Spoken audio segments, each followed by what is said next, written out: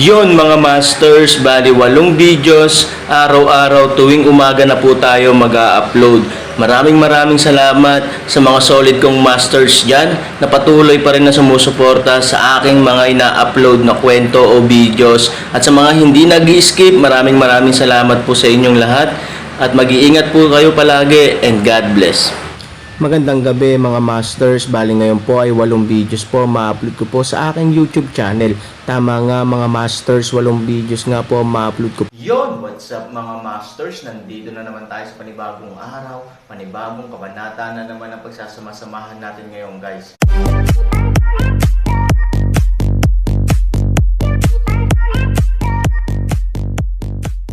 Bali mga masters, kung bago ka pa lang po sa aking YouTube channel, please click the subscribe button, lalong-lalo na po yung notification bell guys, para maging connected pa rin tayo sa isa't isa at maging updated kayo sa mga susunod ko pang video. Bali mga masters, bago natin umpisahan ng kwento ay mag-shoutout po muna tayo para sa mga solid nating tagapakinig. Maraming salamat sa 5 solid kong masters dyan na hindi nag-i-skip at mga nagko-comment lagi. Ayan, weekly highlights, ayan guys, of your most engaged audience members, including your top commenters. Ayan, maraming salamat kay Master Danilo Wamar, Master Eric Capio, Master J. Elacas, Master Buhay Tribe, at kay Master Genggeng Sangan. Sila yung may highlights ngayong week. Kaya sa iba kong masters dyan na gustong mapabilang sa Community Spotlight Weekly Highlights, ay pwede po, ay wag po kayong mag-skip mga masters. Malay nyo po, mapabilang po kayo next week dito sa ating 5 solid na mga masters na talagang hindi sila nag-i-skip guys. Bali mga masters, isang linggo ko po itong ilalagay o i-attach sa aking mga video itong 5 masters natin na solid talaga ngayong linggo. Maraming salamat po sa inyo and God bless. Yun na nga mga masters, no? Bali hindi na ito patagalin. In 3, 2, 1, let's go!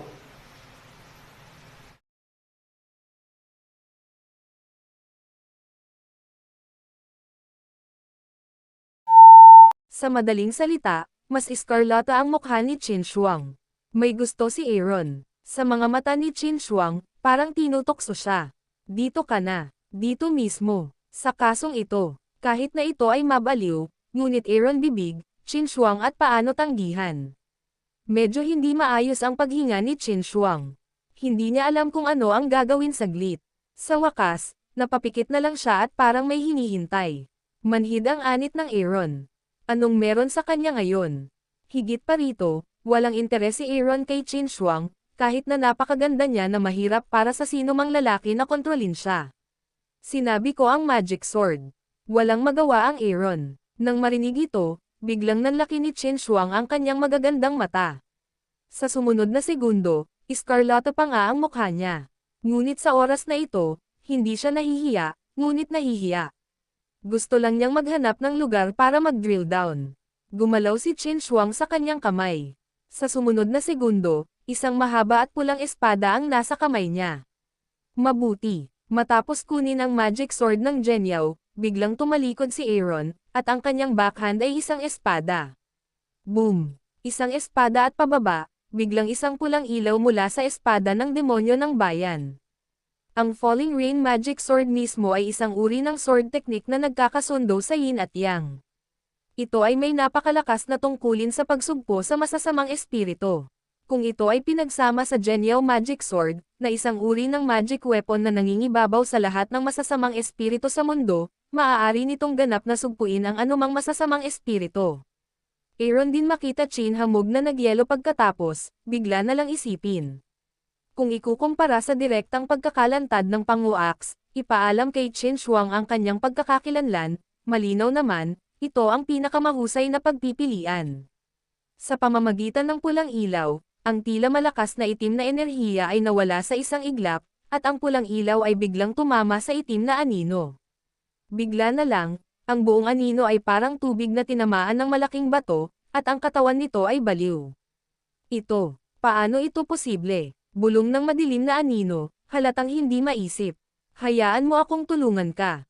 Sa oras na ito, dumaan si Aljan ng isang magagaan na inumin, na may dalang espada patungo sa Aaron. Bagamat hindi tumugon ang anino ay sabay ding sumugod ang anino sa World Universe. Bagamat si Loyo Shenjian na sinamahan ng Genyo Shenjian ay lubos na pinigilan ang anino, kasama si Ao Jun, marahas niyang inatake si Qin Shuang, na hindi pinansin ni Han Sunny. Ao Jun, puki ka, tinuruan ka ng amo mo na tretuhin ang mga bisita ng ganito. Galit na sinaway ni Aaron, pagod sa pagharap sa dobleng panig na pag-atake. Para kay Ao Jun, mula sa sandaling tumanggi siyang isuko si Qin Shuang at inatake ang Aaron, pumasok siya sa kampo laban sa Aaron. Bueno, kung mamatay ka, hindi ko ang kamay para sa may-ari, malamig na huni ni Ao Jun. Si Han Sanchen ay wala sa kanyang sariling mga mata, ngunit bigla siyang tumalon sa gate ng dragon. Nang makapanayam siya ng may-ari, halos mapatalon siya sa ulo, na ikinaiinggit at ikinalungkot niya. Ngayon ang kanyang lumang sama ng loob ay hindi pa tapos, at siya ay may isang bagong kaaway para sa kagandahan. Natural, gusto niyang patayin si Han Sanchen. Bang! Sa isang malakas na putok, ang Aaron ay direktang tinamaan ng dalawang lalaki, at ang kanyang katawan ay nataman ng malakas sa dingding, at ang buong tao ay biglang sumabog na puno ng dugo. Ang pag-atake ni Ao Jun, wala siyang pakialam, ngunit ang pag-atake ng madilim na anino na iyon, marahil dahil sa masamang espiritu, ay halos ginawang parang dekorasyon ang walang kamatayang Zuan armor ng Aaron. Halos lahat ng mga galaw ay nakaramdam ng hindi komportable sa Aaron, at ang kanyang mga anti-Buddha na kamao ay parang karne. Aaron talagang hindi maintindihan, ito ay biglang lumabas mula sa tao, eksakto ay kung saan sagrado. Itim na anino at Ao Jun kaagad ngumisi, malinaw naman, siya ang dalawang tao na nagtutulungan, Aaron na may hatik ng bote ng langis, ay hindi ang kalaban. Mauna ka na. Masakit na tumingin si Qin Shuang kay Aaron, nakatingin sa papalapit na dalawang tao, na may ngiti, ang buhay na ito ay makikita kang buhay, mayroon akong sapat. Sa pamamagitan nito, kinuha ni Qin Shuang ang espada ni Aaron at hinaranggan ang katawan ni Aaron. Napabuntong hininga si Aaron. Gaano man siya kadelikado o kahirap, hindi siya isang lalaki na hinahayaan ang isang babae na tumayo sa harap niya. Ano pa, Qin Shuang? Sa iyo ang lalaki at akin ang babae. Ao Jun isang malamig na inumin, direktang tinamaan. Itinulak ni Han Sunny si Qin Shuang palayo, kinagat ang kanyang mga ngipin, tiniis ang sakit ng kanyang dibdib at baywang, direktang umungol, at pinilit silang harangan ang isa pang alon ng pag-atake. Bang! Isa pang malakas na ingay, ang katawan ni Aaron ay bumangga muli sa pader. Bumulwak ang dugo. Well, you're tough enough, but what about that? You have to die here today. Ang mga mata ni Ao Jun ay nagpakita ng malamig na balak na pagpatay at hinamak ng umiti. Tumingin si Qin Shuang kay Aaron, na malubhang nasugatan sa ngayon. Gusto niyang tumulong pero wala siyang magawa, lalo na kapag gusto niyang makitang mamatay sa harap niya ang paborito niyang tao. She shakes her head desperately and look at Ao Jun, please, don't kill him. I can promise you whatever you want. Haha, joke. I don't want to kill him. Nagagawa ko pa naman ang gusto kong gawin sa'yo, little beauty. Do you think you are qualified to make terms with me? Nang mayabang si Ao Jun, biglang umalangaw-ngaw ang tawa ng isang matanda sa kwarto. Yang siya, bakit ang dami mong gustong pumatay? Ang tinatawag na paglilinang ng buhay at interes ay maaaring magpahaba ng buhay. Panipi, hindi ko alam kung kailan, sa isang sulok ng silid, isang matandang nakasuot ng simpleng tela, may hawak na walis, dahan-daang nagwawalis ng sahig, habang tumatawa. Nang marinig ang tunog na ito, nagulat si Ao Jun. Dahil walang ibang tao sa kwartong ito, kailan pa kaya? Higit sa lahat, hindi pa nila napapansin. Gayunpaman, sa isang kisap mata, nakita niyang isa itong matandang may puting balbas. Sabay-sabay, tuluyang ibinaba ni Ao Jun ang kanyang pagbabantay. Hindi niya siguro napansin na kanina lang pumasok ang matanda noong gyera. Matanda, it's none of your business. Umalis ka na dito. Galit na sigaw ni Ao Jun. Ngumiti ang matanda, umiling at nagwawalis ng sahig. Bumalik ang tingin ni Ao Jun sa anino at sinabing, Elder, huwag mong pansinin ang masamang matandang lalaki. Ang target mo ay ang lalaki, at ang target ko ay ang babae. Sa oras na ito, ang madilim na anino ay tahimik na tumingin sa matanda, ngunit hindi kumilos. Sinabi sa kanya ng kanyang intuition na ang matandang kaharap niya ay hindi masamang matanda. Pero halatang walang pakialam si Ao Jun, colorblind siya, beauty at present, alin din ang tube niya sa napakarami.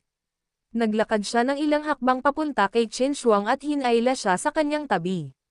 Pagkatapos, tumingin siya kay Han Sanchen, na kalahating nakaupo sa lupa at malubhang nasugatan, nakawan mo ako ng isang babae.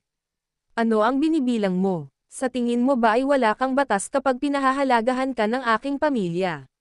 Sinasabi ko sa iyo, sa dagat ng kawalang kamatayan, aso ka lang. At papatay ako ng aso, hindi ba madali?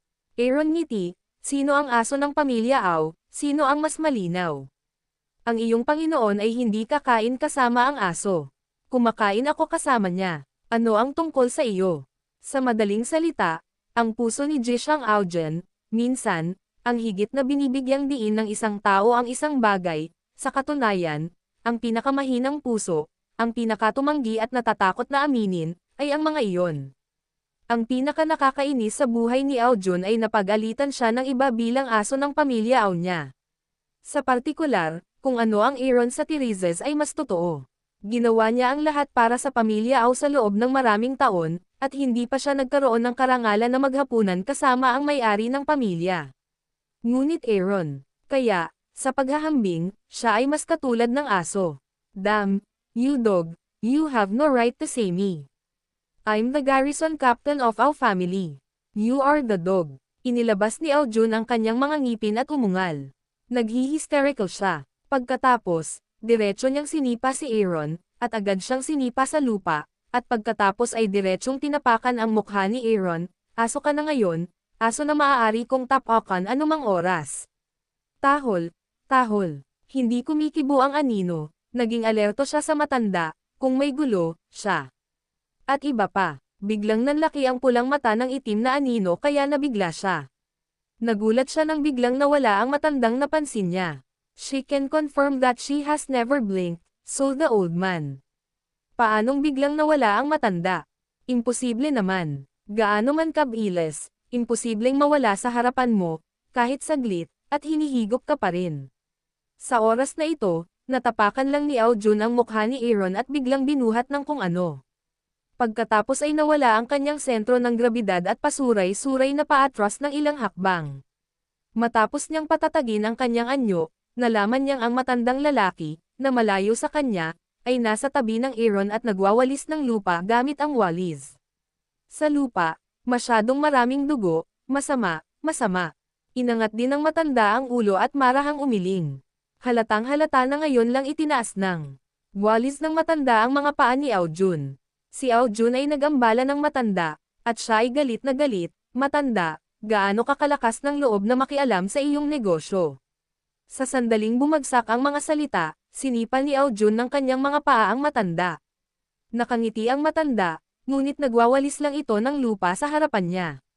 Hindi naman siya umiiwas, gayunpaman, halos walang laman ang tila hindi may iwasang sipal ni Ao Jun.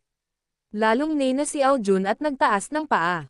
Ipinagpatuloy niya ang paglapat ng mga paa sa matanda, ngunit may nangyaring kamangha-mangha. Napakalapit man ni Ao Jun sa matanda, ilang sentimetro lang ang layo nito sa kanya kamakailan, ngunit kahit sa ganoong kalayuan ay hindi nakaiwas ang matanda. Hindi man lang niya iniangat ang ulo niya. Nagwalas lang siya ng lupa, pero hindi pa rin siya matamaan ni Ao Jun. Sa bawat oras, malinaw naman, maaari kang manalo, ngunit sa bawat oras, ito ay napakasama. Nagalit ito kay Ao Jun, ngunit ilang talampakan ang nakahanay, at ang buong tao ay pagod at humihingal. Tiningnan ito ni Han Sanchen at nabigla sa kanyang puso. Parang walang nagawa ang matanda pero parang ginawa na niya ang lahat. Malinaw, ang matinding kasanayang ito ay hindi makakamit ng walang tiyak na antas. Damn it, old man, how dare you fool me? Ibaba mo ang bulok mong walis at tumayo ka. Galit na sigaw ni Ao Jun. Ngumiti ang matandang lalaki, ibaba mo ang walis, matanda, paano ako magwawalis ng sahig? Walisin mo ang nanay mo, huwag mong walisin. Haha, magwalas, magwalas, magwalas ng lupa, magwalas ng basura, magwalas ng puso, kundi magwalas ng mahika na pangiti ng bahagya ang matanda, dito, oras, biglang nag-backhand ng elevator, walis diretso kay Aojun at Anino. Dalawang tao ang biglang nakaramdam ng ihip ng hangin, ihip ang mga tao ng ganap na hindi maimulat ang kanilang mga mata, ngunit nang huminto ang hangin, dalawang tao ang nakatingin sa orihinal na lugar, kung saan may iba pa, tatlong tao tulad ng pagsingaw sa pangkalahatan, nawala. Yun na nga mga masters, no? Bali panibagong kabanata na naman yung natapos natin ngayong gabi. Muli, maraming salamat po.